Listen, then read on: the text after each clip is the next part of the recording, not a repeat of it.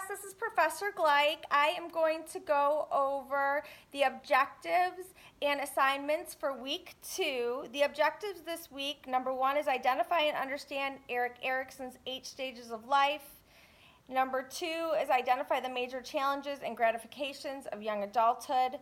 Number 3 is understand the contemporary theories of young adulthood along with terminology. And number 4 is understand the development of a genogram and become familiar with creating a genogram.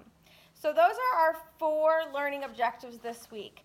We have quite a few readings and videos to go along with those objectives. The first reading is in the Crane textbook.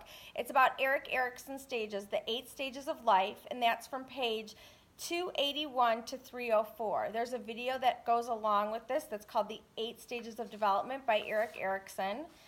The next topic is young adulthood, and there's a reading, Hutchinson book, chapter 7, young adulthood.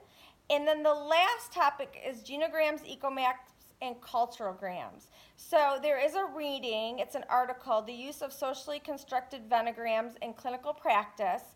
And then there's a link to Introduction to Genograms that you should look at as well. In addition, to go along with those readings, there is 2 PowerPoints. The first PowerPoint is on Maslow, choice theory, and group work. And the second PowerPoint highlights the Hutchinson chapter of young adulthood. It's called Dimensions of Human Behavior, the Changing Life Course, chapter 7, young adulthood.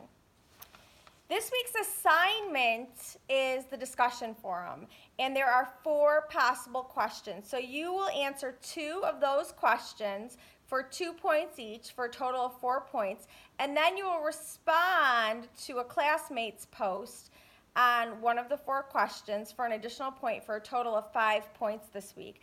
That will be due by 11:55 p.m. on Sunday. So the questions this week, the first question is about Erik Erikson's theory. The second question is about young adulthood and asking about your personal experience with young adulthood. If you are in young adulthood now, you'll answer the question based on where you are at in your life now. If you have passed the stage of young adulthood, you will reflect back on that stage of life. The next question is about young women and young men choosing to wait longer before marriage. And the second part of that question is about infertility. And then the 4th question is to develop a genogram and to reflect on that genogram. So those are your options for questions. Please pick 2 of those and then respond to one classmate's post by 11:55 p.m. on Sunday.